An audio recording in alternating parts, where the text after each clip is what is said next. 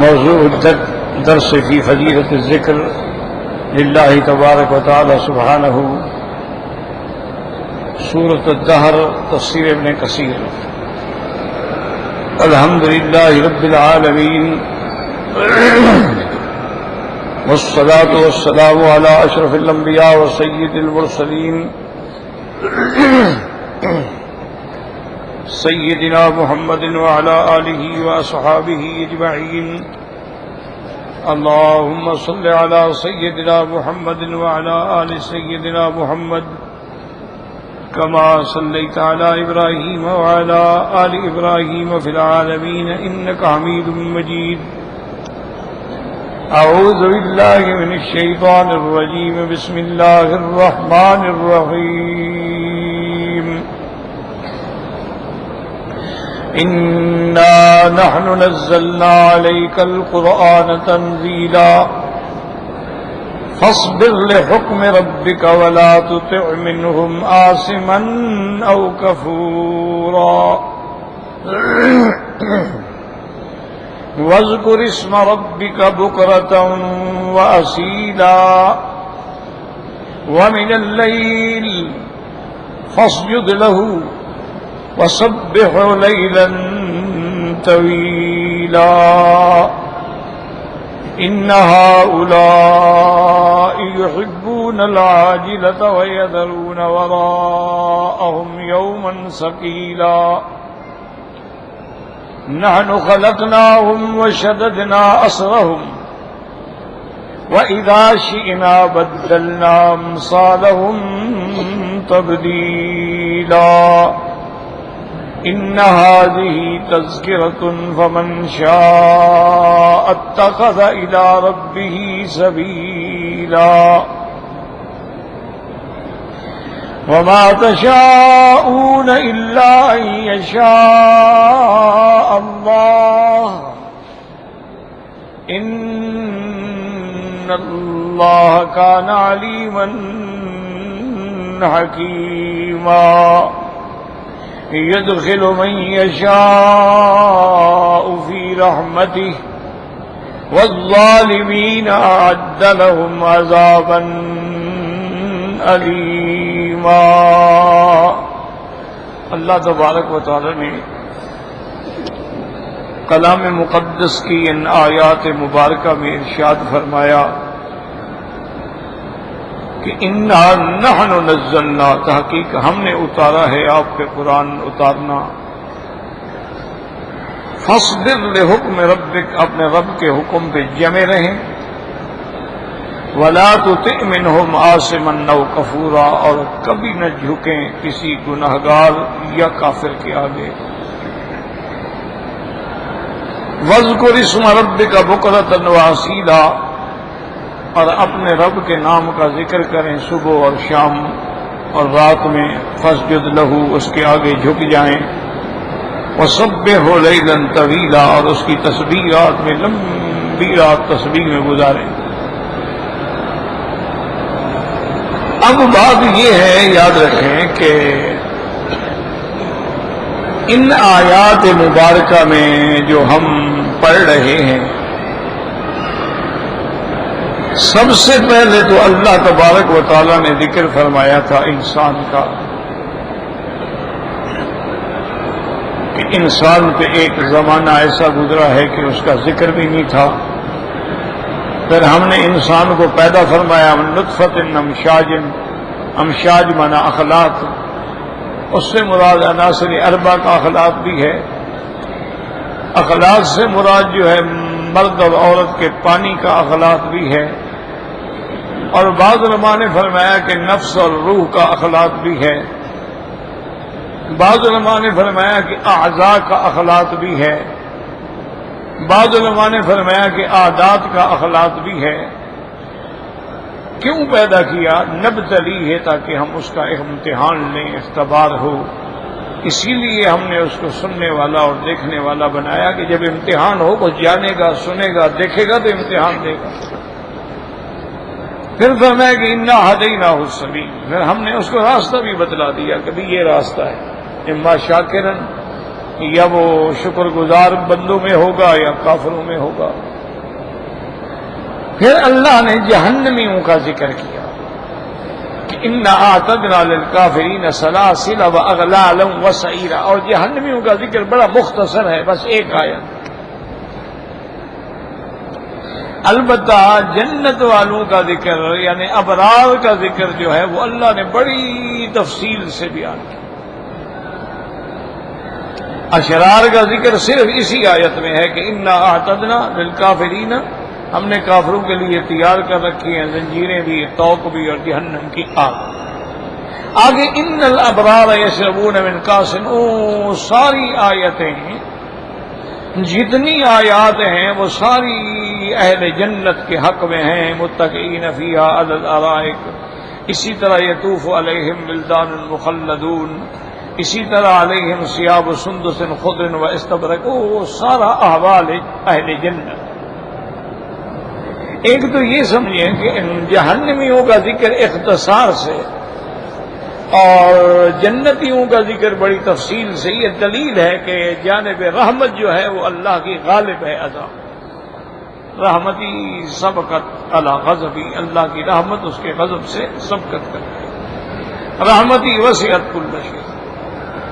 لیکن اب سوال یہ پیدا ہوتا تھا کہ جب ذکر آ رہا ہے جہنمیوں کا، جنت والوں کا، پھر درمیان میں کیسے آ گیا کہ ہم نے آپ پہ قرآن اتارا؟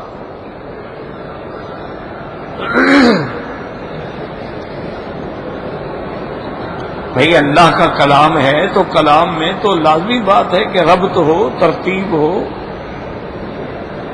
اب ذکر ہے جہنم کا اور جنت کا، اور درمیان میں آ گیا کہ انا نحن نزلنا علیک القرآن تنزیلا۔ تو اس کے بارے میں علماء نے یہ جواب دیا ہے کہ جب حضور پاک نے صلی اللہ علیہ وسلم نے کفار کو بتلایا کہ جہنمیوں کے لیے یہ ہوگا اور جنت والوں کے لیے یہ ہوگا، تو وہ مذاق اڑاتے تھے۔ کبھی کہتے تھے نعوذ باللہ کہ کذاب ہے، جھوٹ بولتا ہے، کہاں ہے جنت، کہاں ہے جہنم، کہاں ہے آخرت؟ اور کبھی بولتے نعوذ باللہ مجنون ہے، دیوانوں کی باتیں ہیں، بولا اتنی بڑی جنت کیسے ہو سکتی ہے کہ اس دنیا سے بھی 10 گنا بڑی جنت جو ہے وہ ایک جنتی کو ملے گی، تو وہ خود کتنی بڑی ہوگی؟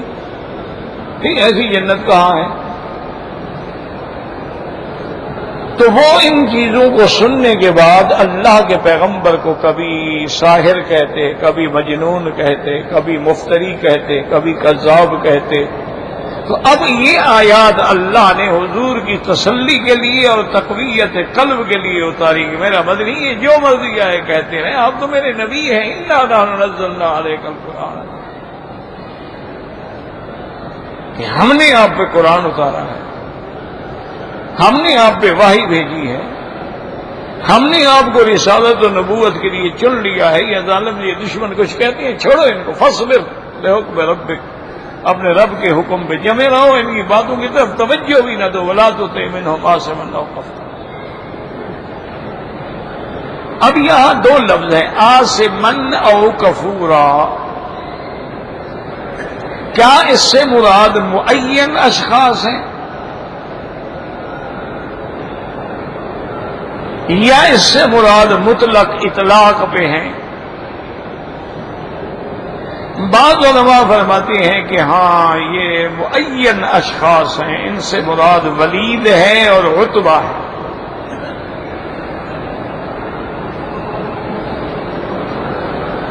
اور اس کی تائید قرآن میں دوسری جگہ بھی موجود ہے، مناع للخیر معتد اثیم، وہ بھی اسی کے بارے میں آیا۔ تو اسم جو ہے یہ ایسا لفظ ہے مشتمل ہے جمیع معاصی پر۔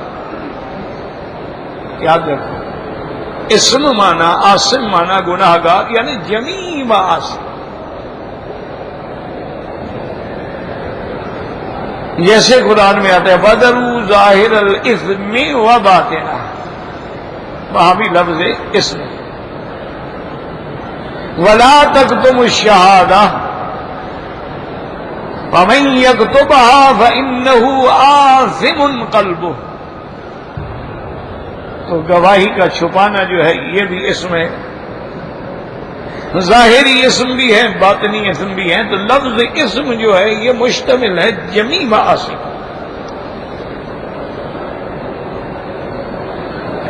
اس لیے علماء فرماتے ہیں کہ یہ دو لوگ جو تھے یہ معاصی میں بھی اور کفر میں بھی بہت سے بہت زیادہ ڈوبے ہوئے تھے۔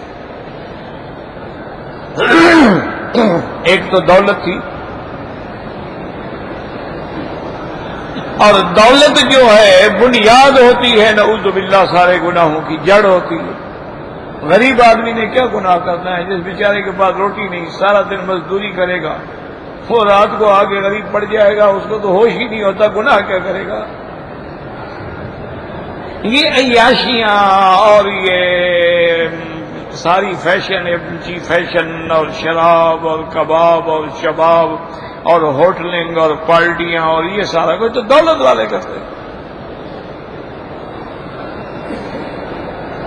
اور اسی میں یہ بھی آیا ہے کہ عتبہ حضور کی خدمت میں آیا اور کہنے لگا کہ یا محمد صلی اللہ علیہ وسلم ان کنت تطلب زواجا، اگر تم شادی کرنا چاہتے ہو فانی احسن اولادا فی قریش، میری لڑکیاں قریش میں سب سے زیادہ خوبصورت ہیں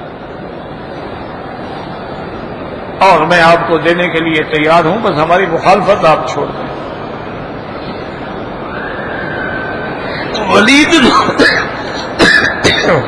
ولید بن المغیرہ جو تھا وہ آیا، اس نے ان تطلب مالا، اگر آپ کو مال کی ضرورت ہے اس لیے آپ نے تحریک چلائی ہے، تحریک تو اسی لیے کوئی چلائی جاتی ہے نا، یا شہرت یا مال یا اقتدار، تو آپ جانتے ہیں کہ انا اکثر مالا فی الوادی، وادی مکہ میں سب سے زیادہ مالدار میں ہوں، آپ جتنا حکم کریں میں دینے کے لیے تیار ہوں۔ حضور پاک سنتے رہے، اس کے بعد آپ نے فرمایا ولید اور عتبہ تم نے اپنی بات پوری کر لی ہے؟ انہوں نے کہا جی ہاں کر لی ہے۔ آپ نے جناب پھر قرآن کی تلاوت شروع کی، اور جب اس آیت میں پہنچے فَإِنْ أَعْرَضُوا فَقُلْ أَنذَرْتُكُمْ مِثْلَ صَاعِقَةِ عَادٍ وَثَمُودَ، اللہ نے فرمایا میرے مدنی اگر یہ پھر بھی اعراض کرتے ہیں، قرآن کو نہیں مانتے، آپ کو نہیں مانتے، چھوڑ دیں اور ان کو بتلائیں کہ جیسے قوم عاد و سمود پہ اللہ کے قہر کی بجلی کڑکی تھی، تم لوگوں پر بھی پھر اللہ کا قہر آئے گا۔ جب حضور نے یہ آیت پڑھی تو انہوں نے کہا بس بس یا رسول اللہ، بس مہربانی کریں، ہم آگے نہیں سن سکتے ہیں۔ اور دونوں کہتے ہیں کہ ہمیں ایسے ڈر ہوا کہ ان الکعبۃ یسقط علینا، یہ خدا کا گھر ہمارے اوپر گر جائے۔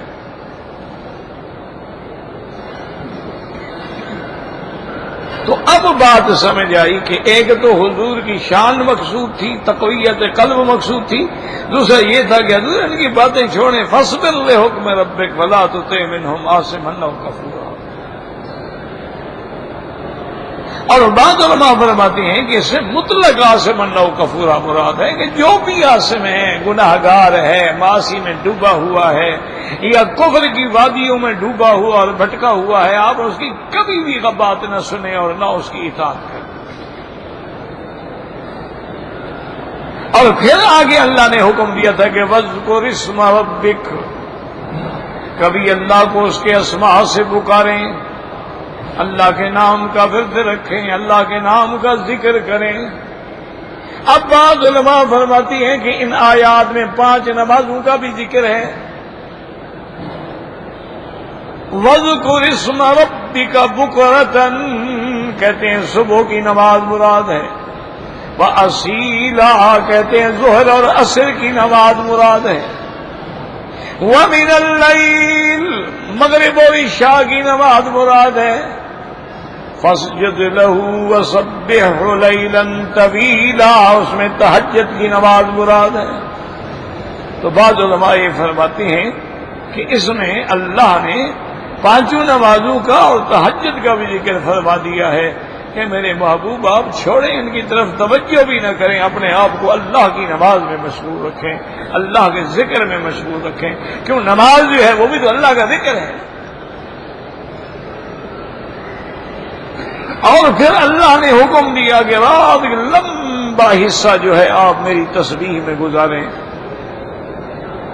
اب جناب پھر دیکھیں، پھر ان کا رد آ گیا، ان ہؤلاء یحبون العاجلہ، میرا محبوب یہ عاصم، یہ کفور، یہ گناہوں میں ڈوبے ہوئے، کفر میں ڈوبے ہوئے لوگ جو ہیں، یحبون العاجلۃ، یہ محبوب رکھتے ہیں جلدی ملنے والی یعنی دنیا۔ ان کے سامنے تو دنیا ہے نا، وہ کہتے ہیں کہ دیکھو جی جنت کا تو ایک وعدہ ہے نا، جنت ملے گی، ابھی نقد تو نہیں ہے نا۔ وہ کہتے ہیں جی اگر کسی کو کہو کہ میں تمہیں 1 کروڑ دوں گا، لیکن پتہ ہی نہیں کب، ایک کہیں گے یار 1 لاکھ لے لو، کہتے یار یہی 1 لاکھ بہتر ہے، یہ نقد مل تو رہا ہے۔ اس لیے ان لوگوں کو اس دنیا کی محبت نے اندھا کر دیا۔ یہ دنیا کی عزت اور دنیا کی ترقی اور دنیا کے اندر راحت کے طلبگار ہیں۔ وَيَذَرُونَ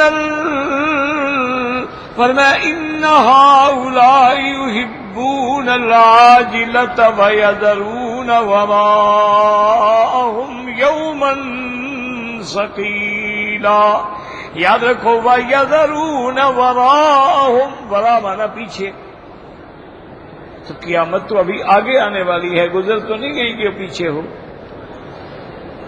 دیکھو لفظ جو ورا ہے نا، یاد رکھو لفظ ورا ہے، قدام، ورا، یمین، شمال، فوق، تحت، تو لفظ ورا کا معنی تو ہوتا ہے پیچھے، اور یہاں ڈرایا جا رہا ہے ان کو قیامت کے دن سے، قیامت کا دن تو آگے آنے والا ہے نا، وہ پیچھے تو نہیں گزر گیا۔ وَيَذَرُونَ وَرَاءَهُمْ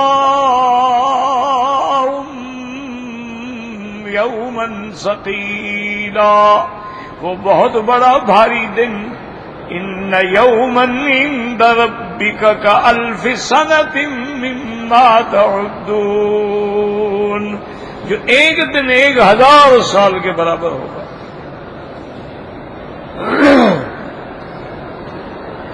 یاد رکھو اس کے 2 جواب ہیں۔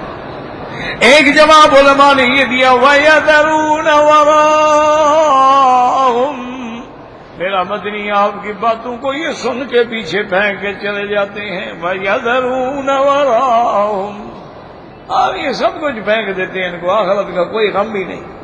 اور بعض علماء نے فرمایا کہ لفظ ورا جو ہے قدام کے معنی میں بھی استعمال ہوتا ہے، جیسے ورا پیچھے کے لیے استعمال ہوتا ہے، آگے کے لیے بھی استعمال ہوتا ہے۔ وَمِن وَرَائِهِمْ بَرْزَخٌ إِلَى يَوْمِ يُبْعَثُونَ، تو وہاں آگے کے معنی میں وَكَانَ وَرَاءَهُمْ مَلِكٌ يَأْخُذُ كُلَّ سَفِينَةٍ غَصْبًا، خضر نے حضرت موسیٰ علیہ السلام سے فرمایا تھا کہ موسیٰ علیہ السلام میں نے کشتی اس لیے توڑی ہے کہ آگے بادشاہ ایک آ رہا ہے، وہ کشتیاں پکڑے گا، تو میں نے عیب داد کر دی، دیکھے گا یہ ٹوٹی پھوٹی ہے، اس کو نہیں پکڑیں گے۔ تو وہاں بھی ورا بمانے قدام ہے، تو ورا بمانے خلف بھی ہوتا ہے، ورا بمانے قدام بھی ہوتا ہے۔ وَيَذَرُونَ وَرَاءَهُمْ يَوْمًا ثَقِيلًا، یاد رکھو یومن تنوین ہے، نکرہ ہے، اور جہاں نکرہ ہو نا، تنکیر ہو، تنوین ہو، تو کبھی تو وہ عظمت کے لیے ہو، یعنی کسی چیز کی عظمت شان بیان کرنی ہو، وہاں بھی تنوین ہوتی۔ لولا نزل هذا القرآن على رجل من القريتين عظيم، یعنی على رجل عظیم، اللہ نے قرآن کسی بڑے آدمی پہ کیوں نہیں اتارا؟ تو تنوین جو ہے یاد رکھیں عظمت کے لیے بھی ہے۔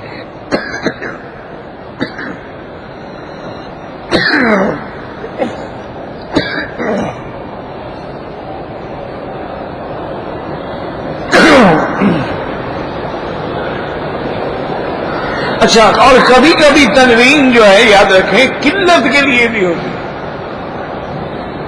تنوین کبھی کثرت کے لیے بھی ہوتی ہے۔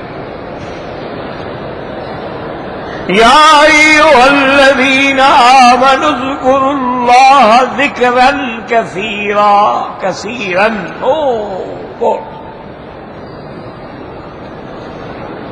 تو تنوین جو ہے یاد رکھو تعظیم کے لیے بھی ہوتی ہے، کثرت کے لیے بھی ہوتی ہے، اور کبھی کبھی قلت کے لیے بھی ہوتی ہے۔ پھر تنوین کا استعمال جو ہے قلت کے لیے، جیسے فرمایا سبحان الذی اسرا بعبدہ لیلا، تو وہاں بھی لیلن ہے، تنوین ہے، مانا رات کے بھی بعض حصے میں ہم نے اسراء اور معراج مکمل کرا دیا، پوری رات بھی نہیں لگی، رات کو لے گئے، ابھی رات کھڑی تھی اور حضور واپس بھی آ گئے، تو رات کا بھی تھوڑا سا حصہ خرچ ہوا۔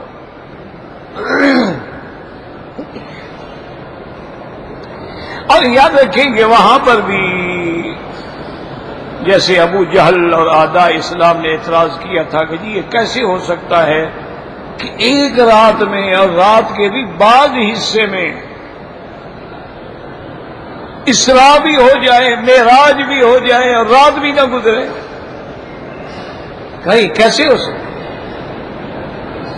ایک مہینے کا سفر ہے مسجد اقصی مکے سے، اور پھر 7 آسمان ہیں، حضور کے قول کے مطابق ایک زمین سے پہلا آسمان 500 سال کا فاصلہ ہے، 7 کا معنی 3500 سال، تو یہ اتنا بڑا سفر جیسے رات میں کیسے ہو گیا؟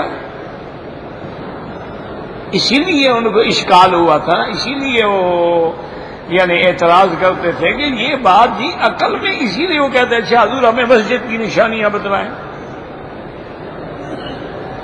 کبھی پوچھتے حضور ہمارا قافلہ آ رہا تھا وہ کہاں ہے؟ اگر آپ گئے تھے تو قافلہ دیکھا ہوگا آپ نے ہمارا، کیوں ان کو سمجھ ہی نہیں آتی۔ اور بعض اہل اللہ نے، اولیاء اللہ نے اپنے اقوال تفسیریہ میں فرمایا ہے کہ بھئی اصل بات یہ ہے کہ یہ جاہل تھے، ان کے لیے بڑا مسئلہ تھا کہ بھئی تھوڑی سی رات کے حصے میں کیسے اتنا بڑا معراج ہو سکتا ہے۔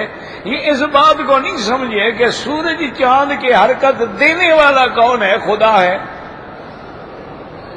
کہ جی دیکھو اب رات آ گئی، دن چلا گیا، پھر دن آ جائے گا، رات چلی جائے گی، سورج کی گردش، چاند کی گردش، اس سب کا کرنے والا کون ہے؟ اللہ تعالیٰ ہے۔ تو اب جب اللہ نے اپنے محبوب کو معراج پہ بلایا تو حکم دے دیا کہ ہر حرکت اپنی جگہ تھم جاؤ، رک جاؤ، بس۔ چاند اپنی جگہ رک گیا، سورج اپنی جگہ رک گیا، رات اپنی جگہ رک گئی، وہ حرکت ہی نہیں کرتی، حرکت کرے تو گزرے۔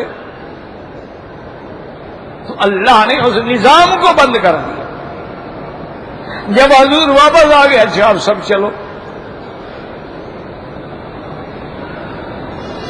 تو بہرحال یعنی تنوین قلت کے لیے بھی آتی ہے، اور یہاں جو تنوین آئی ہے یومن ثقیلا، یہ عظمت کے لیے، ایک عظمت ہوتی ہے بڑائی، ایک عظمت ہوتی ہے ہیبت، کوئی بہت بڑی ہیبت ناک چیز ہو تو وہ بھی تو عظیم ہوتی ہے نا، جیسے یا ایھا الناس اتقوا ربکم ان زلزلۃ الساعۃ شیء عظیم، تو قیامت کا زلزلہ بھی تو بہت عظیم ہے نا، کہ نظام عالم درہم برہم ہو جائے، اس سے بڑی عظمت اور ہیبت کیا ہوگی؟ آسمان پھٹ جائیں، زمینیں بدل جائیں، پہاڑ اڑ جائیں، ریزہ ریزہ ہو جائیں، چورا ہو جائیں، مٹی ہو جائیں، اور ایسے بن جائیں جیسے دھنی ہوئی اون اڑ رہی ہوتی ہے، کل اہل المنفوش،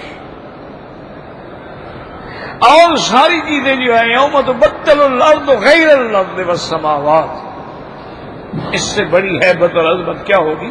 اس لیے فرمایا یومن ثقیلا۔ آگے اللہ نے فرمایا کہ میرا مدنی آپ ان کو بتلائیں، نحن خلقناہم، ہم نے تم کو پیدا کیا ہے نا، تم خود تو پیدا نہیں ہو گئے کہ اب خدا کے سامنے بھی اکڑتے ہو۔ نحن خلقناہم وشددنا اسرہم، شددنا کا معنی یاد رکھو، کسی چیز کو کس کے باندھنا، کسی چیز کو آپ باندھ دیں، اللہ نے فرمایا کیسے ہم نے کتنے سختی سے ہم نے ان کے جوڑ کو باندھ دیا ہے، ان کے اعضاء کو باندھ دیا ہے، ان کے مفاصل کو باندھ دیا ہے۔ یہ میری قدرت کا کمال دیکھو، یہ انگلیوں کے جوڑ ہیں، لوہے کے بھی ہوتے تو گل گئے ہوتے، اب لوہے کے بنائے نا جی، اس کو 100 سال حرکت دیتے رہتے کہ بچتا ہے، اسٹیل کے بنائے وہ بھی ختم ہو جائیں گے۔ لیکن دیکھیے اللہ نے کیسے نہ دیکھ خوبصورت لوگ پیدا کیے، ریشم کی طرح ہاتھ ہے لیکن ہر جوڑ اپنی جگہ کام کر رہا ہے۔ وجہ کیا ہے کہ شدت نہ اثر ہو، ہم نے مضبوطی سے ان کے جوڑوں کو باندھ رکھا۔ وَشَدَدْنَا أَسْرَهُمْ وَإِذَا شِئْنَا بَدَّلْنَا أَمْثَالَهُمْ تَبْدِيلًا۔ اور میرے محبوب جب ہم چاہیں کہ ان کے بجائے کوئی اور مخلوق لے آئیں تو ہم قادر ہیں، بدل ڈالیں گے ان سے اور بہتر، ہم ان کو ختم کر کے ایک اور مخلوق پیدا کر دیں۔ اسی طرح کئی مقوال ہیں، ان شئنا لنذهبن بالذی اوحینا الیک، اور کہیں اللہ تبارک و تعالی نے فرمایا جب ہم چاہیں یأتی بخلق جدید، ان نشاء نذہبکم وَيَأْتِ بِخَلْقٍ جَدِيدٍ وَمَا ذَلِكَ عَلَى اللَّهِ بِعَزِيزٍ۔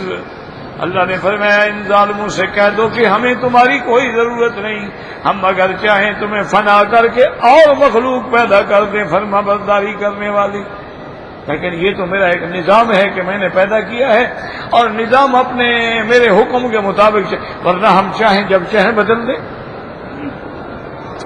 اور بعض علماء نے فرمایا کہ اس میں اشارہ تھا حضور کے لیے کہ میرا بدنی آپ نہ گھبرائیں، ساری زندگی یہ دشمن ہی آپ کے پاس نہیں رہیں گے، ہم ان کے بدلے بہتر مخلوق آپ کو دے دیں گے، جب آپ ہجرت کریں گے تو انصار جیسے ہم وفادار آپ کو دے دیں گے، جب ہم آپ جائیں گے مدینہ شریف ان کو بدل دیں گے، ہم چھوڑیں ان کو، اور ان کے بجائے ہم انصار دے دیں گے جو جان قربان کر دیں گے محمد الرسول اللہ پہ صلی اللہ علیہ وعلی آلہ وصحبہ وسلم تسلیما کثیرا۔ فَإِذَا شِئْنَا بَدَّلْنَا أَمْثَالَهُمْ تَبْدِيلًا۔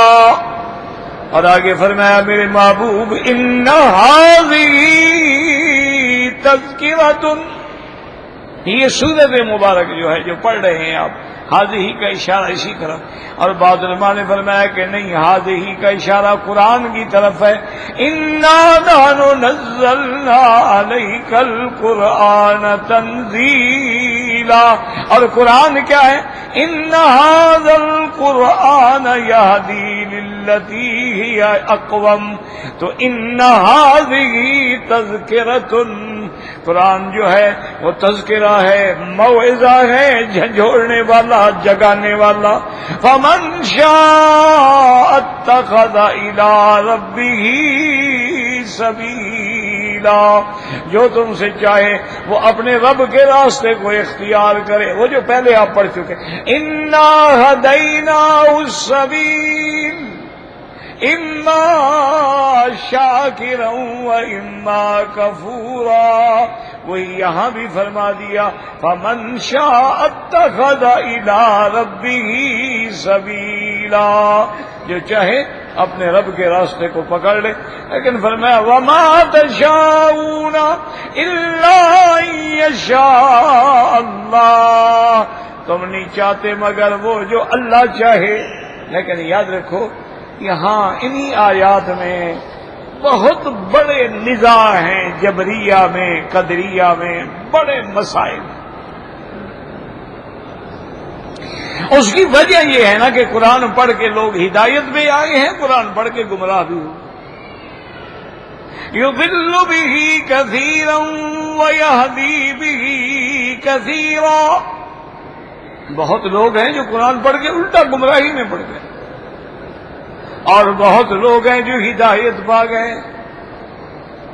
تو اس لیے بڑے فرقے پیدا ہوئے۔ بعض فرقے کہتے ہیں کہ جی جب ہم اللہ کی مشیت کے بغیر کچھ کر ہی نہیں سکتے. وما تشاءون الا ان یشاء اللہ. تو پھر گناہ کیا ہے؟ کیونکہ وہ گناہ جو ہم کرتے ہیں وہ بھی تو اللہ کی مشیت کے بغیر نہیں ہو سکتا. تو پھر اس پہ ہمیں عذاب کیوں ہو؟ اس لیے ان کا عقیدہ یہ ہو گیا کہ بس کلمہ پڑھ لو، باقی گناہ شناہ کچھ نہیں. تو اصل میں وجہ یہی ہوتی ہے کہ متشابہات میں پڑ جاتے ہیں. ورنہ یاد رکھو کہ اس کا معنی یہ نہیں ہوتا کہ نعوذ باللہ اللہ نے تمہیں گناہ کے لیے مجبور کیا ہے یا جبر کیا ہے یا اللہ کی مشیت یہی ہے. نہیں، بات یہ ہے، بات کو سمجھو. اللہ نے ہر انسان کو اختیار بھی دیا ہے، نہ وہ مجبور محض ہے نہ مختار کل ہے. یعنی انسان مختار کل بھی نہیں کہ جو چاہے کرے، اور نہ مجبور محض ہے کہ اس کو جبر کیا گیا کہ تم یہی کرو. نہیں، اس کے درمیان میں کیفیت. اس کی مثال یوں سمجھو کہ ایک آدمی کھڑا ہونا، اس کو کہو بھائی ایک ٹانگ اٹھاؤ، وہ اٹھا لے. کہو دوسری اٹھاؤ، وہ نہیں اٹھا. پر اتنا اختیار اللہ نے ہمیں بھی دیا ہے، اور اسی اختیار پہ سزا اور جزا ہے کہ ہم نے اپنا پاؤں جو ہے ہدایت کے لیے اٹھایا یا گمراہی کے لیے اٹھایا. وہ جو ہم نے ہدایت کے لیے اٹھایا تو جنت مل گئی، گمراہی کے لیے اٹھایا تو جہنم مل گئی. اٹھایا ہم نے ہے، اور اللہ نے ہمیں وہ اختیار دیا ہے. لیکن وہ اختیار بھی اللہ کی مشیت کے تابع ہے کہ اگر اللہ چاہے تو وہ بھی چھین لے. اس لیے کہا جاتا ہے وما تشاءون الا ان یشاء اللہ. اب دیکھو نا، آگ ہے، آگ کی خاصیت اللہ نے رکھی ہے کہ آگ جلاتی ہے. لیکن اللہ چاہے تو اس کے جلانے والی صفت کو کھینچ لیں اور کہیں کہ میرے ابراہیم پہ ٹھنڈی ہو جاؤ، ٹھنڈی ہو گئی. اللہ تبارک و تعالیٰ اس کی وہ جو آگ میں جلانے والی، اس میں کسی کو مٹانے والی صفت تھی، اس کو مٹا دیا، سلب کر لیا. تو اللہ کی مرضی ہے. اس لیے فرمایا کہ وما تشاءون الا ان یشاء اللہ. اور اس میں اشارہ یہ بھی تھا میرا محبوب اگر ہم چاہتے تو یہ سارے کافر مسلمان نہ ہو جاتے. اگر ہم چاہتے تو دنیا میں کوئی کافر ہی نہ ہوتا. اگر ہم چاہتے تو دنیا میں کوئی گمراہ بھی نہ ہوتا. اگر ہم چاہتے تو شیطان کو پیدا ہی نہ کرتے. تو پھر امتحان کیسے ہوتا؟ دنیا جو دارالامتحان ہے، امتحان تو تب ہوگا نا ایمان بھی ہو، کفر بھی ہو، تصدیق بھی ہو، تکذیب بھی ہو، حق بھی ہو، باطل بھی ہو، پھر انسان کہا جاتا ہے. اس لیے فرمایا وما تشاءون الا ان یشاء اللہ. اور آگے وجہ بتا دی کہ ایسا ہم نے کیوں کیا. ان اللہ کان علیما حکیما. وہ علم والا ہے، وہ حکمت والا ہے. وہ جس کو چاہتا ہے ہدایت دے دیتا ہے، وہ جس کو چاہتا ہے گمراہ کر دیتا ہے. کیوں؟ وہ علم والا ہے، وہ حکمت والا ہے. وہ جانتا ہے کہ یہ پردہ کہاں فٹ ہوگا. جیسے گاڑی بنانے والا جانتا ہے نا کہ جی یہ پردہ کہاں لگے گا، یہ نٹ کہاں لگے گا، یہ بولٹ کہاں لگے گا. اللہ ساری مخلوق کا خالق ہے، وہ بھی جانتا ہے کہ یہ مشینری جو ہے جنت میں جانے والی ہے یا آگ میں جھونکنے والی ہے. اس لیے فرمایا ان اللہ کان علیما حکیما. اور فرمایا کان علیما حکیما. اللہ علم والا، حکمت والا. اب نہیں، ہمیشہ سے علم والا اور حکمت والا ہے. اللہ تبارک و تعالی تم پیدا بھی نہیں ہوئے، وہ علم والا ہے. تم مٹ جاؤ گے تو وہ علم والا ہے. وہ تو پہلے سے علم والا ہے، وہ تو پہلے سے حکمت والا ہے. یہ اس کی حکمت تو ہے کہ زمین بنائی، مخلوق بنائی، آسمان بنائے. چونکہ سب کچھ اللہ علیم بھی ہے اور حکیم. یدخل من یشاء فی رحمتہ. جس کو چاہے اپنی رحمت میں داخل کر دے. اللہم ادخلنا فی رحمتک. والظالمین اعد لہم عذابا علیما. اور جو کافر ہیں ان کے لیے اللہ نے بہت بڑا سخت عذاب دردناک تیار کر. اور یہاں بھی وہی تنوین آ گئی، عذابا علیما، یعنی ایسا خطرناک عذاب، دردناک عذاب ہے جو اللہ تبارک و تعالی نے تیار کر رکھا ہے. لیکن ایک بات یاد رکھو کہ یہاں بھی ایک سوال ہے کہ بھئی جب عذاب ہے، عذاب ہوتا ہی درد والا ہے، پھر علیمن کی کیا ضرورت تھی؟ عذاب عذاب ہے، لیکن آگے فرما دیا عذاباً علیماً، عذاب درد والا، کہیں فرمایا عذاباً مہینہ، اہانت والا۔ تو اس کی یاد کیوں رکھیں کہ کبھی عذاب یہ بھی تو ہوتا ہے نا جی کہ کسی کو آپ نے گولی مار دی، بس گولی ٹھیک دل میں لگی، سیکنڈ میں مر گیا، تکلیف تو کوئی نہیں ہوئی۔ تلوار نکالی آپ نے، کیا گردن اڑ گئی، تکلیف کیا ہوئی، اس کو تو پتہ ہی نہیں لگا۔ اور کبھی یہ ہے کہ آپ اس کو مار مار مار مار کے مار رہے ہیں، پہلے ٹانگیں توڑ رہے ہیں، پھر آگے پھر آگے پھر آگے پھر آگے آگے، اب وہ دردناک ہے، تڑپ رہا ہے تڑپ رہا ہے، تڑپ تڑپ تڑپ کے مر رہا ہے۔ اللہ نے فرمایا ان کو جو ہم عذاب دیں گے صرف عذاب نہیں ہوگا، وہ دردناک عذاب، کیوں موت تو ان کو آئے گی نہیں، موت آئے تو جان چھوٹے نا۔ آدمی کو جتنا مارے مر گیا تو ہو گیا، چھوڑو یار اب مر گیا اب کیا کرو، وہاں موت تو آئے گی نہیں، اللہ یموت فیہا ولا یحیا، نہ زندگی نہ موت۔ تو اس لیے فرمایا عذاباً علیما، عذاب ہوگا اور دردناک عذاب۔ اللہم اجرنا من النار واللہ اعلم۔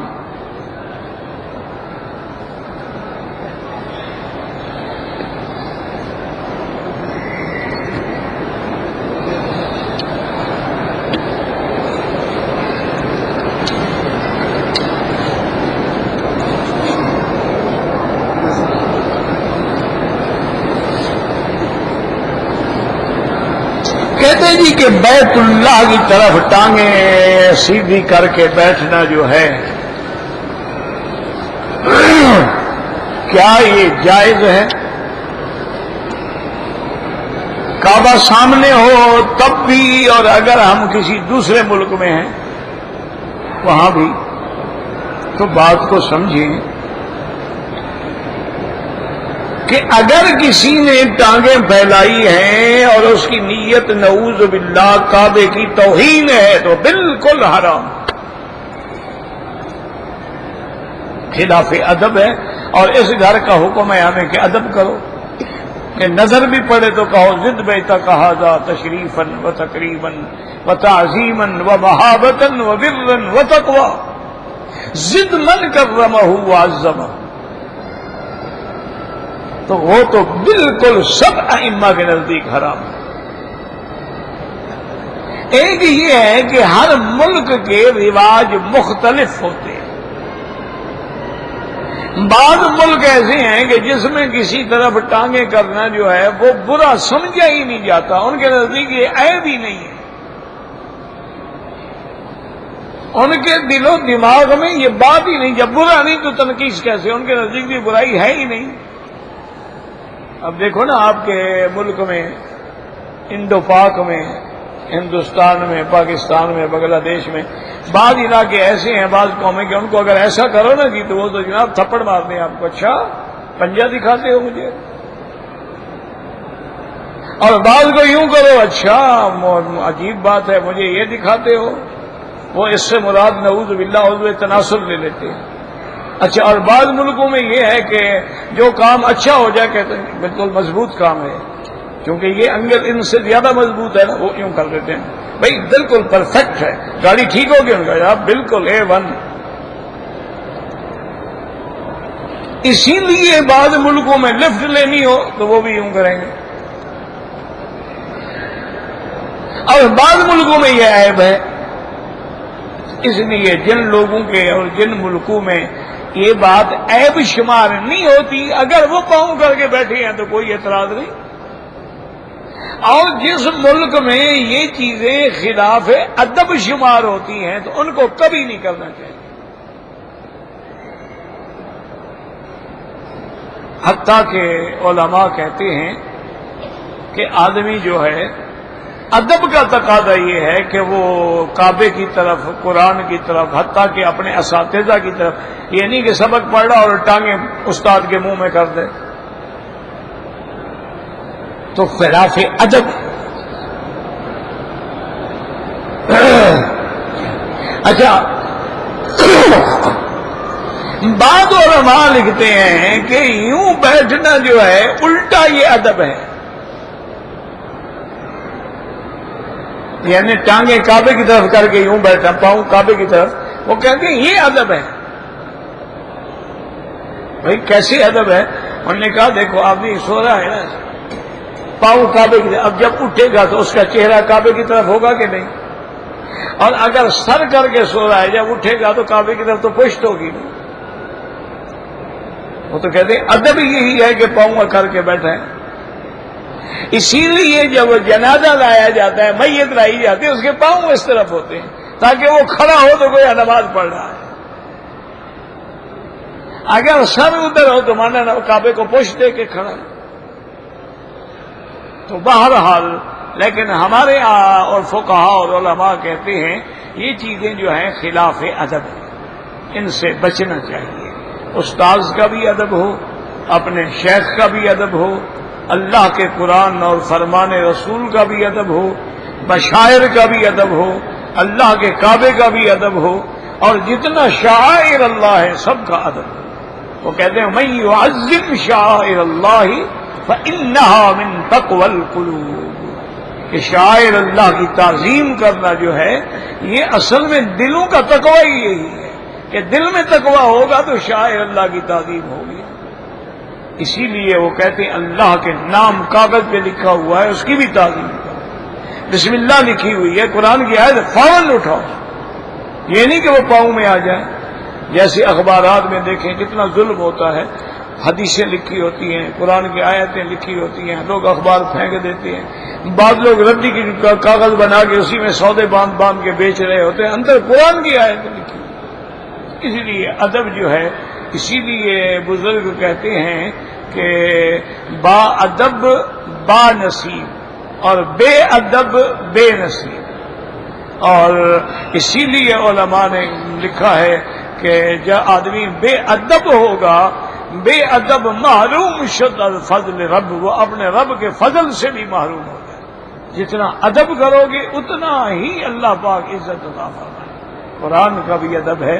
بعض علماء تو یاد رکھیں اتنا کرتے تھے کہ اب یہ دیکھیں نا قرآن رکھا ہے، حدیث رکھی ہے، اور کسی نے نحو کی کتاب یا منطق کی کتاب اوپر رکھ دی تو فوراً غضبناک ہو جائے کہ قرآن میں تم نے منطق کی کتاب رکھ دی ہے، کیا کر رہے ہو؟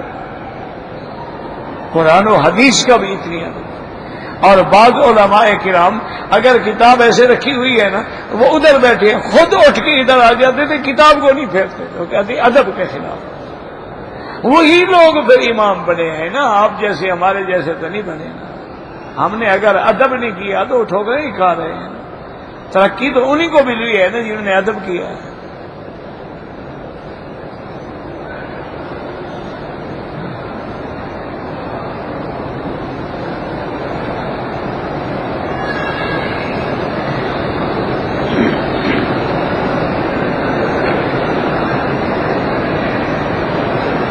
کہتے ہیں کہ سورج جن پڑھنے کے بعد جب میں قرآن کا ورق اتلا، 25,000 قرآن میں رکھے تھے، پتہ نہیں میں سمجھا نہیں، اللہ عالم کس کے تھے یا کوئی اور مسئلہ ہے، مجھے سمجھ نہیں آئی۔ بہرحال اگر مالک کا پتہ نہیں ہے، غریب ہو تو استعمال کرو ورنہ غریبوں کو خیرات کر دو۔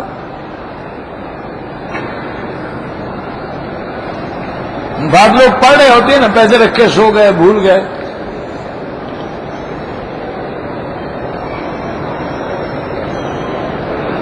میں فجر کی نماز کے بعد طواف کرتا ہوں اور مجھے فوراً ڈپٹی پہ پہنچنا ہوتا ہے۔ اب میں 2 رکعت سورج نکلنے سے پہلے پڑھ لوں تو کوئی حرج نہیں ہے۔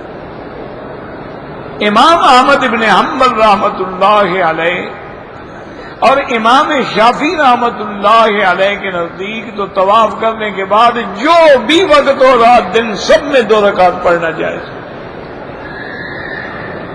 صرف امام ابو حنیفہ رحمۃ اللہ علیہ فرماتے ہیں کہ نہیں، اوقات مکروہ جو ہے فجر کے بعد سورج نکلنے تک، عصر کے بعد سورج غروب ہونے تک، اور عین سورج جب سر پہ ہو، کہتے ہیں اس میں نماز نہیں پڑھی جاتی، کیونکہ وہ کہتے ہیں کہ صحیح حدیث مبارک ہے اور جس میں کوئی علت بھی نہیں ہے کہ لا صلاۃ بعد الفجر حتی تطلع الشمس۔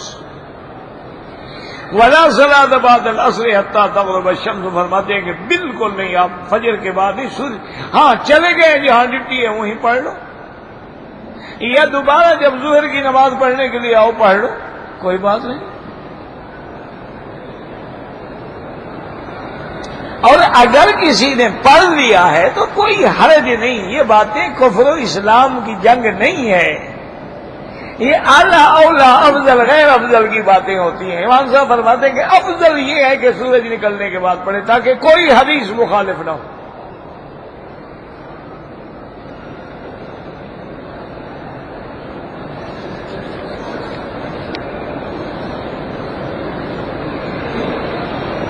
کہتے جی کہ ہم سنتیں پڑھ رہے ہیں، کوئی آدمی آ کے ہماری اقتداء میں فرض کی نیت کر لیتا ہے، حنابلہ کے نزدیک جائز ہے لیکن احناف کے نزدیک جائز نہیں۔ وہ کہتے ہیں کہ امام جو ہے وہ قوی ہونا چاہیے مقتدی سے، یہ ہے کہ امام کی نماز کمزور ہو اور پیچھے والے کی قوی ہو، تو ان کے نزدیک تو جائز نہیں ہے، لیکن جو یہاں کے امام ہیں ان کے نزدیک جائز ہے۔ وہ وہی بات ہے، چھوٹی رکعت پوری کر رہے ہیں۔ کہتے جی کہ جو نمازیں ہم اس مسجد الحرام کے علاوہ محلے کی مسجد ہے، حدود حرم میں جتنی مسجدیں ہیں سارے حد حرم میں 1 کا لاکھ ملتا ہے، یاد رکھیں، کیونکہ 1 کا لاکھ جو ہے اس کا ثواب تصریح ہے کہ مسجد الحرام، اور اللہ نے سارے حرم کو مسجد الحرام کہا ہے، انما المشرکون نجس فلا يقربوا المسجد الحرام بعد عامهم هذا، اللہ نے فرمایا مشرک پلید ہیں، یہ مسجد الحرام کے قریب بھی نہ آئے۔ تو اس کا معنی یہ تھوڑا ہے کہ باب ملک فہد پہ کھڑے رہیں اندر نہ آئیں، معنی حد حرم پہ ان کو روکا جائے گا، اسی لیے حدود حرم پہ لکھا ہوتا ہے کہ غیر مسلمین کا داخلہ بند ہے، تو سارا حرم مسجد الحرام ہے۔ اللہ نے فرمایا ذالک لمن لم یکن اہلہ حاضر المسجد الحرام، جن لوگوں کے اہل و عیال مسجد حرام میں نہیں رہتے، تو مسجد الحرام میں تھوڑے رہتے ہیں، مکے میں رہتے ہیں، تو سارا مکہ مسجد الحرام ہے، جہاں بھی نماز پڑھو گے انشاءاللہ 1 کا لاکھ ملے گا، بلکہ مسجد میں پڑھو گے تو 25 لاکھ ملیں گے، اور جامع مسجد میں پڑھو گے تو 27 لاکھ ملیں گے، اور جب کعبے میں پڑھو گے کعبہ سامنے ہو اور لاکھوں کا مجمع ہو، پھر یہاں تو کوئی حد و حساب ہی نہیں ہے نا۔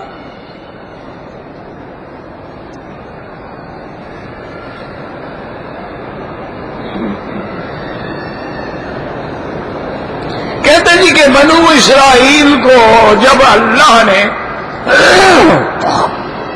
بطور عذاب بندر اور خنزیر بنا دیا تھا، تو آج کے دور میں جو بندر ہیں یہ ان کی نسل میں ہے نہیں جناب، وہ جو بندر بنے تھے ختم ہو گئے، مٹ گئے، اس کے بعد کوئی نسل نہیں، وہ تو ان پہ عذاب آیا تھا، اللہ نے عذاباً ان کو بندر اور خنزیر بنا دیا، اس کے بعد وہ ختم ہو گئے، اس کے بعد نسل کا کیا معنی ہے، وہ تو ان کی نام و نشان ہی ختم ہو گیا۔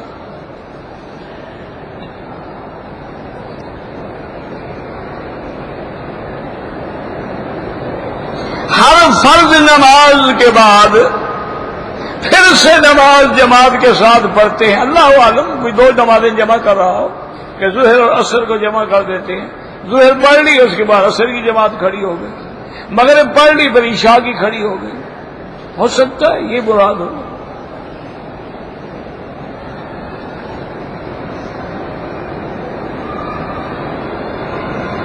میرا کفیل مجھ پہ ظلم کرتا ہے، تو یہاں عدالتیں موجود ہیں، مکتب العمال موجود ہے، وہاں جا کے شکایت کریں، دیوان مظالم موجود ہے۔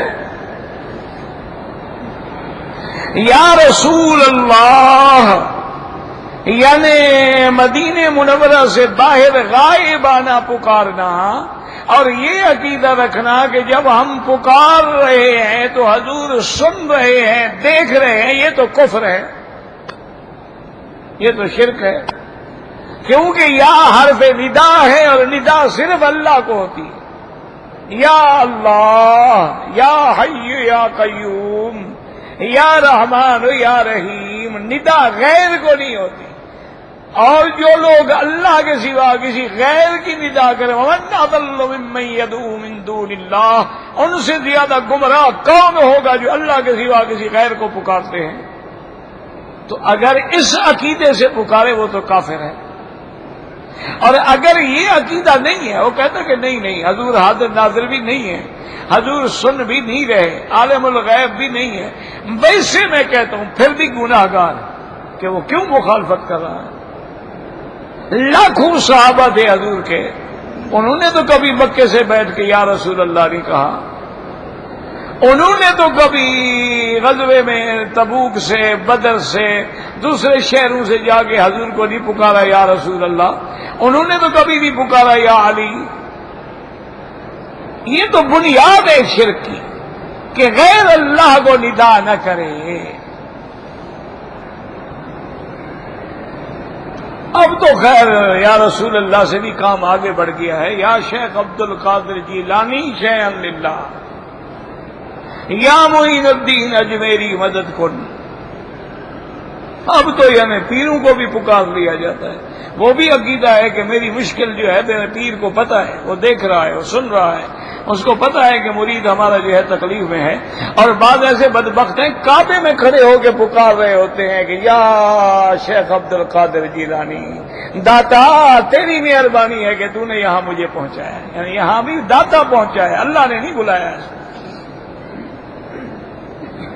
اسی لیے شاہ ولی اللہ محدث دہلوی رحمت اللہ علیہ جو بہت بڑے عظیم انسان، جن کے ذریعے علم حدیث جو ہے وہ ہندوستان پہنچا ہے، آگے سارا ان کا خاندان، وہ فرماتے تھے اللہ اس بات پہ قادر ہیں کہ آج حضور کے صحابہ کو دوبارہ زندہ کر دیں اور وہ ہم لوگوں کو دیکھیں، ہمارے اعمال دیکھیں، وہ کہیں گے یار یہ مسلمان تو نہیں ہے، پتہ نہیں کون سی مخلوق ہے۔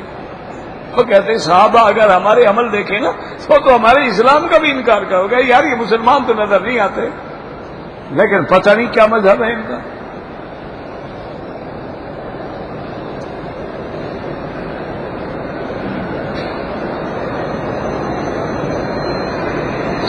ایک آدمی نے اپنی فیملی کے ساتھ عمرے کے لیے آیا، 7 دن کے بعد طائف چلا گیا، طائف سے واپسی میں احرام نہیں باندھا، دم پڑ گئی، بچوں پہ دم نہیں ہے، بڑے جو ہیں ان پہ ایک بکری دم ہے، مکے کی حدود میں ادا کریں، یا اس کا بہتر حل یہ ہے کہ فوراً طائف چلے جاؤ اور عمرہ کر لو، پھر دم نہیں دینی پڑے گی۔ دم میں 400 ریال لگے گا بکری کا، طائف جانے میں تو 50 ریال بھی نہیں لگیں گے۔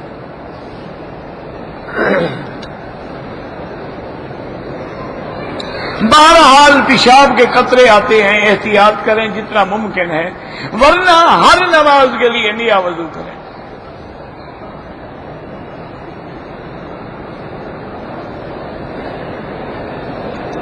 کہتے ہیں جی کہ حضرت آدم علیہ السلام جب زمین پر اتارے گئے تو ان کا لباس نہیں تھا۔ ہاں بالکل ٹھیک ہے، لباس تو جنت میں اتر گیا نا، جب شیطان نے وسوسہ ڈالا اور آپ غلطی کر بیٹھے، فبدت لهما سوآتهما وطفقا يخصفان عليهما من ورق الجنہ، کہ وہ جنت کے درختوں کے پتے جو ہیں لپیٹے، اسی حالت میں وہ اترے۔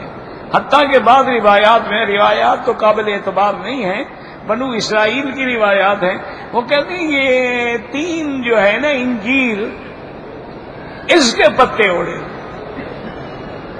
لیکن روایت اسرائیلی ہے، اس کا اعتبار کوئی نہیں ہوتا، وہ کہتے ہیں اس کے پتے۔ ویسے یاد رکھو کہ یہ انجیر جو ہے نا یہ اللہ کی اتنی بڑی نعمت ہے۔ ہر پھل میں دیکھو ظاہر میں گشر ہوگا، لب اندر ہوگا، بادام ہے اوپر کیا ہے، اوپر تو ہڈی ہے نا، توڑو گے تو نکلے گا۔ اچھا کھجور ہے، اوپر نرم ہے اندر گٹھلی ہے۔ خربز ہے، اوپر چھلکا ہے اور اندر مادہ ہے، گودا ہے۔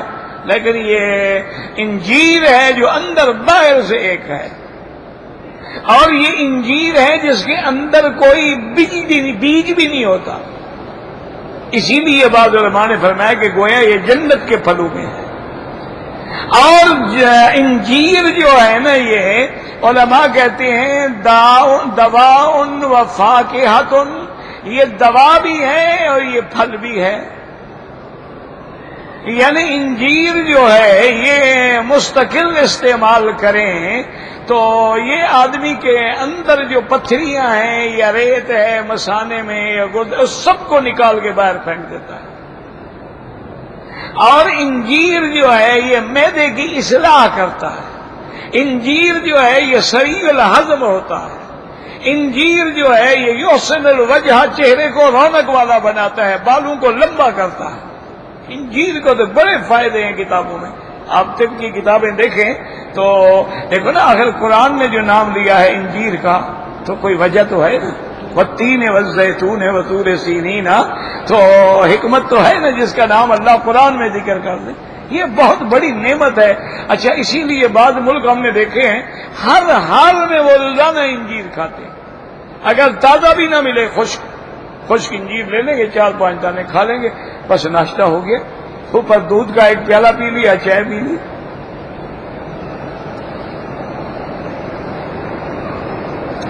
اگر فجر کی اذان ہو جائے تو 2 رکعت سنت کے علاوہ کوئی نفل پھر نہیں پڑھ سکتے. فجر کی اذان کے بعد صرف 2 رکعت سنت پڑھو اور پھر فرض پڑھو.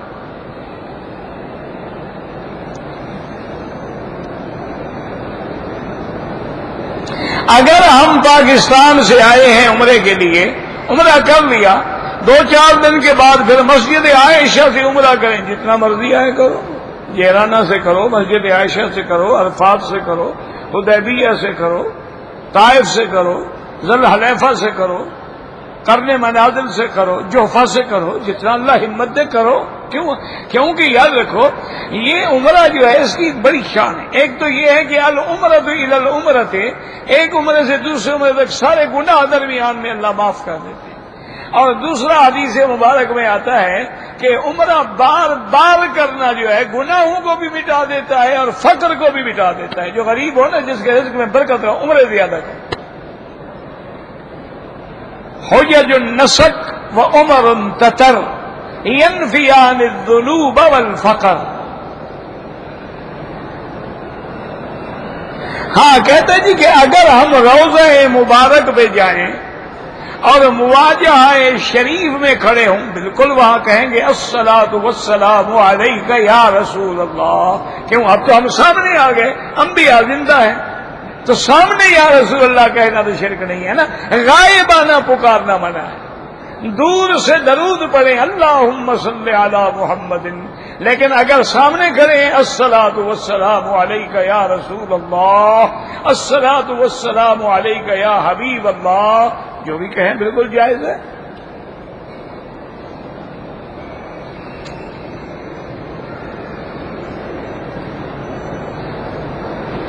میں نے اپنے بچے کا عقیقہ دینا ہے، اگر میں گائے دینا چاہوں تو گائے میں 7 بکریاں ہوتی ہیں. 2 گائے نہیں، 2 بکرے یا 2 دمبے. اگر گائے بھینس ہے اس میں 7 بکریاں ہیں تو 2 تو ہو گئی، باقی 5 کسی کو دے دو. اور یاد رکھو عقیقہ دینا ہے وہ 7ویں دن ہوتا ہے جناب، بچے کے پیدا ہونے کے. زیادہ سے زیادہ 14ویں دن ہوتا ہے. یہ نہیں کہ اب بیٹے کی داڑھی آ گئی ہے اور تم عقیقہ کر رہے ہو. عقیقے کا وقت ہے 7ویں دن یا 14ویں دن، اس کے بعد کوئی عقیقہ نہیں. اللہم صلی علی سیدنا محمد وعلی آل سیدنا محمد وبارک وسلم. یا حی یا قیوم یا ذا الجلال والاکرام، یا ذا الجلال والاکرام، یا ارحم الراحمین، یا اکرم الاکرمین، یا اجود الاجودین. اللہم ارحمنا، اللہم استرنا، اللہم ارحم ضعفنا واجبر کسرنا وارحمنا، اللہم اشفنا واشف مرضانا وارحم موتانا واستجب دعاءنا ولا تخیب رجاءنا برحمتک یا ارحم الراحمین. یا اللہ، عالم اسلام میں مسلمان جس ملک میں ہیں ان کی جان، مال، آبرو، عزت کی حفاظت فرما. یا اللہ، مسلمانوں کے ملکوں میں قتل عام ہو رہا ہے، رحم فرما، رحم فرما، رحم فرما، اپنے عذاب رفع فرما. یا اللہ، ہمیں ہمارے گناہوں کی وجہ سے عذاب نہ دے، رحم کا معاملہ فرما. اللہم لا تہلکنا بذنوبنا، اللہم لا تعذبنا بذنوبنا، اللہم لا تمنع عنا بذنوبنا فضلک. اللہم ارحمنا بترک المعاصی ابدا ما ابقیتنا، وارحمنا نتکلف ما لا یعنینا، وارزقنا حسن النظر فیما یرضیک عنا.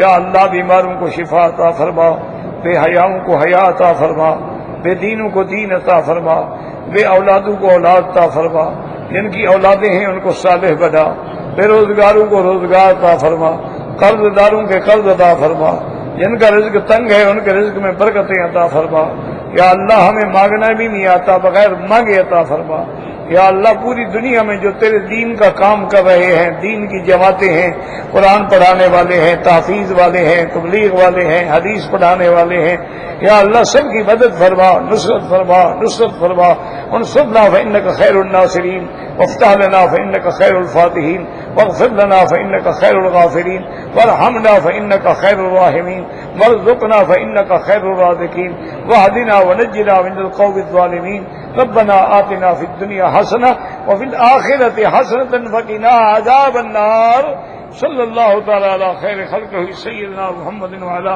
آلہ وصحبہ اجمعین، اللہم صل علی سیدنا محمد وعلی آل سیدنا محمد کما صلیت علی ابراہیم وعلی آل ابراہیم